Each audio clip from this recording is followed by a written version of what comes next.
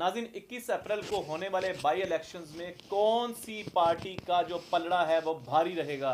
क्या इस बार तहरीक लब्बैक पाकिस्तान जो है वो कौमी और सूबाई असम्बली में मजीद नशिस्तें निकाल पाएगी, या पीटीआई के साथ और नून लीग के साथ क्या मामला होंगे? क्या पीटीआई फिर सड़कों पे होगी? तमाम तो डिटेल्स इस वीलॉग में आपके साथ शेयर करने वाले हैं। आज हमारे साथ ज्वाइन किया मियां खुर्रम साहब ने। सर कैसे हैं आप? ठीक हैं अल्हम्दुलिल्लाह जी। मियां साहब, बाई इलेक्शन 21 अप्रैल 2024 को है।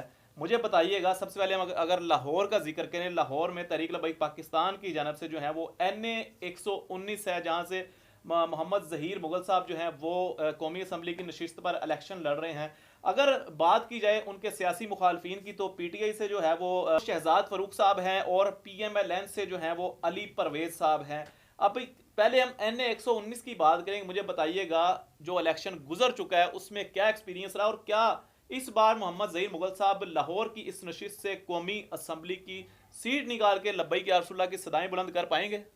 जी बिल्कुल जी, ये तो अब इलेक्शन जो है वो दोबारा आ चुके हैं, बाई इलेक्शन। और मैं देखने वाले सामीन को, नाजरीन को गुज़श्ता ईद मुबारक भी कहूँगा, क्योंकि काफ़ी टाइम के बाद हम दोनों आपके सामने वापस आए हैं। और 8 फरवरी के इलेक्शन वो आपने हमारी कवरेज हमारे चैनल्स पर देखी भी, पूरे मीडिया पे देखी कि उन इलेक्शन में हुआ क्या।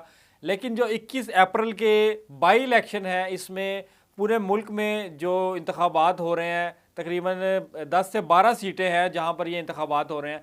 और नेशनल असम्बली जो लाहौर की सीट इसलिए भी अहमियत हासिल रखती है कि इस जो पिछले इलेक्शन थे, जैसे कि 8 फरवरी को हुआ, शहजाद फारूक पीटीआई से, और इसी तरह मोहम्मद जहीर मुगल TLP से, और नून लीग से है अली परवेज़। मुकाबला तगड़ा है, और इस सीट से जो है वो नून लीग का उम्मीदवार जो कामयाब हुआ था, और ये दूसरी सीट थी तो इसे सीट ये वाली छोड़नी पड़ी। तो यहाँ पर ज़िमनी इंतखाबात हो रहे हैं, और लाहौर की ये बड़ी सीट है। और नून लीग ने जो लाहौर में बड़ी कामयाबियाँ हासिल की, आपको पता है कि फैसलाबाद में PTI ने क्लीन स्वीप किया, तो और इसी तरह जो लाहौर है, नून लीग ने काफ़ी सीटें जो है वो यहाँ से ली, लेकिन जिस तरह ली वो आप सबको पता है। लेकिन आज से जो है वो बाकायदा ज़िमनी इंतखाबात की जो कवरेज है, इसका सिलसिला शुरू हो चुका है, और आपको इस वाले से हम अपडेट भी करेंगे। तो जिस तरह के, लेकिन यहाँ पे मियाँ साहब, मैं आपके ये साथ में ये भी आपको NA 119 का भी मजीद आगे सवाल करेंगे। मैं इसके साथ साथ आपको बताता जाऊँ कि PP 147 है, जहाँ से तहरीक लब्बैक पाकिस्तान को मोहम्मद यासीन साहब ने जो है वो अप्लाई किया है, और ये जो है वो तहरीक लब्बैक पाकिस्तान के PP 147 से इलेक्शन लड़ रहे हैं सूबाई असम्बली का। पंजाब का PP 149 है अब्दुल रज़ाक साहब, ये पिछले इलेक्शन में भी मेरे ख्याल से खड़े हुए थे। PP 158 है माजिद मुनीर अवान साहब, और PP 164 है मुदस्सर महमूद साहब। टोटल मियाँ साहब अगर लाहौर की बात की जाए तो एक NA की सीट है, NA 119 की, और 4 PPs की सीट हैं। मुझे ओवरऑल बताइएगा लाहौर की क्या सिचुएशन आपको नजर आ रही? तख्ते लाहौर का जो ताज है उसका सिकंदर कौन बनेगा? किस सिकंदर के जो सर पे है वो तख्ते लाहौर का ताज सजेगा? देखें, तहरीक लब्बैक पाकिस्तान जो है वो बड़ा टफ टाइम देती रही है, और पिछले जितने भी इंतखाबात हो जाता है इनके साथ। लेकिन जिस तरह के आपने देखा कि PP 50 में हुआ, NA 50 में हुआ, बल्कि वो साद रिजवी साहब की सीट जो हमने ऐलान कर दिया था, मुफ्ती हनीफ कुरैशी ने बता भी दिया था कि मैं वहाँ पे सर्वे करके आया हूँ, मैंने पूछा देखा है, पोलिंग स्टेशनों से मालूमात इकट्ठी की है। 80% जो पोलिंग स्टेशन है उसका नतीजा भी आ गया। फिर हमने NA 240 कराची की सीट गंवा दी, और इसी तरह जो है वो जो NA 48 है, NA 47 है, और इसी तरह PP जितनी भी सीटें थी, PP 4 की सीट थी रावल साहब की, जो वहाँ पे नेशनल असम्बली NA 50 के अंडर थी। तो जितनी बड़ी सीटें थी, ये तो TLP मैंने आपको बताया था कि 30 से 35 सीटों पे जीत चुकी थी 8 फरवरी यानी रात 12 बजे तक। जब 9 फरवरी आता है, जुमे की नमाज पढ़ कर आते हैं, तो फिर पता चलता है कि NA 50 भी चला गया, NA 240 भी चला गया, NA 232 भी चला गया, NA 233 भी चला गया, 34 भी चला गया, और PP 4 भी चला गया। और बड़ी सीटें जो है वो इन्होंने खींच ली, और इस तरह धांधली नहीं धांधला हुआ। इन इलेक्शन में आप बात करेंगे लाहौर में क्या होगा। लाहौर में आपको पता है कि मरियम नवाज साहिबा वज़ीर आला बन चुकी हैं, उनकी अपनी मशीनरी भी है, सरकारी मशीनरी भरपूर इस्तेमाल होगी, और भरपूर पैसा भी इस्तेमाल किया जाएगा। कई सालों में कहते नजर आए कि वोट को इज्जत दो। वोट को जितनी इज्जत मिल रही है उतनी ही इज्जत मिल रही है जितनी इतनी अवाम को मिल रही है। आपको पता है कि अवाम को कितनी इज्जत मिल रही है तो उतनी ही वोट को इज्जत मिल रही है। अवाम जिस तरह जलीलो ख्वार हो रही है इस तरह वोट भी जलीलो ख्वार हो रहे हैं, रुसवा हो रहे हैं और आपके कीमती वोटों का ज़िया हो रहा है। तो बहरहाल जी सर ये है कि मुझे बताएं कि तख्ते लाहौर का जो ताज है वो किस सिकंदर के सर पे सजेगा, ये मुझे बता दें। देखिए मैं आपको बताता चलूं, चांसेस जो किसके नजर आ रहे हैं? पीटीआई के शहजाद फारूक है वो बड़ा टफ टाइम दे रहे हैं। उनकी गिरफ्तारियां भी हो चुकी है। शहजाद फारूक ने बहुत बड़ी जो है वो पिछले दिन देखा है कि वो उन्होंने जलसे करने की कोशिशें की हैं और बाकायदा बाहर निकले भी हैं तो उनको गिरफ्तार कर लिया जाता है। और नून लीग को तो कोई हाथ भी नहीं लगाएगा।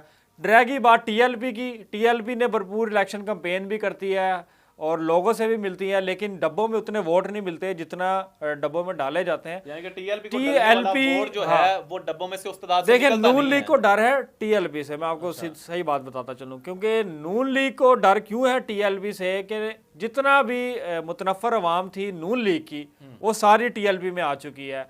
और पीटीआई की हमदर्दी इस वजह से है कि उनका कायद अभी जेल में है, तो थोड़ी सी हमदर्दी इसलिए भी हासिल कर ली है कि इमरान खान अगर बाहर हो और इमरान खान की 3.5 साल कारकर्दगी देखी जाए तो मेरा ख्याल है कि अगर वो 3.5 साल की कारकर्दगी भी होती, इमरान खान बाहर भी होता, तो पीटीआई की अवाम भी मुतनफ़र हो चुकी होती। लेकिन थोड़ा सा एज इसलिए भी हासिल है शहजाद फारूक को कि वो गिरफ्तारियां भी करवा चुका है और बहुत सारे मामला पे। इर्तज़ा भट्ट साहब भी गिरफ्तार हुए थे हाँ जी, हमारा सहाफ़ी शहजाद फारूक के जो इर्तज़ा भट्ट है इंटरव्यू कर रहे थे तो उस दौरान ही उनको गिरफ्तार भी किया गया था। फिर जो है वो YMA ने उनको रिहा भी करवाया और फिर बड़ी कोशिशें भी की।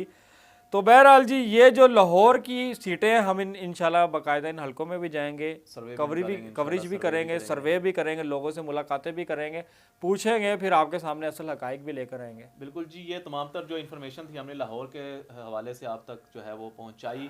मजीद ये कि पूरे पाकिस्तान में जो बाई इलेक्शन बाजोड़ में हो रहे हैं, डेरा इस्माइल खान में हो रहे हैं, कोहाट में हो रहे हैं और देखें वहाँ खैबर पख्तूनख्वा में तो आपको पता है कि किस जमात की पोजीशन मजबूत है।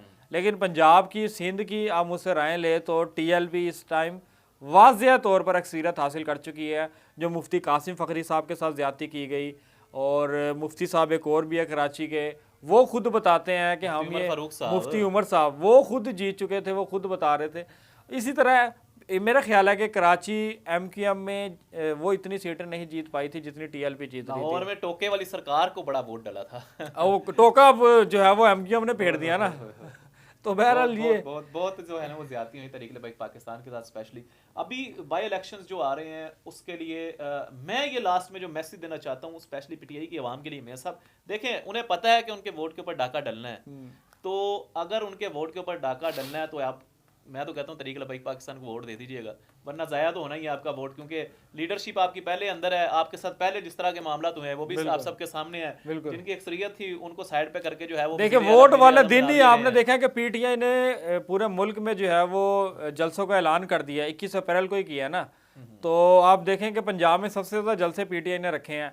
अब आगे माहौल क्या बनता है, क्या गिरफ्तारियां होती हैं, क्या वही अफरा तफरी वाला माहौल होता है, क्योंकि पाकिस्तान पहले मुआशी तौर पर भी सियासी तौर पर भी अदम इस्तेहकाम का शिकार है और अभी तक अपने पाँव पर नहीं खड़ा हो पा रहा। तो इन्हीं लोगों की हरकतों की वजह से नहीं हो रहा, इन्हीं पॉलिटिशियन की हरकतों की वजह से नहीं हो पा रहा। और अवाम तो पहले भी वैसी थी, अब भी वैसी है, अवाम तो नहीं बदली लेकिन ये लोग बदल चुके हैं। बिल्कुल, बकाया ये है कि पूरे पाकिस्तान के हवाले से मज़ीद मालूमात आएंगी इंशाल्लाह, वो भी आप सबके सामने शेयर करेंगे। अपना बहुत सारा ख्याल रखिए, कमेंट सेक्शन में अपनी कीमती राय का इजहार कीजिएगा। अपने मेज़बान मानुल्लाह कायम खानी और मियां खुरम साहब को दीजिएगा इजाज़त। अल्लाह निगहबान।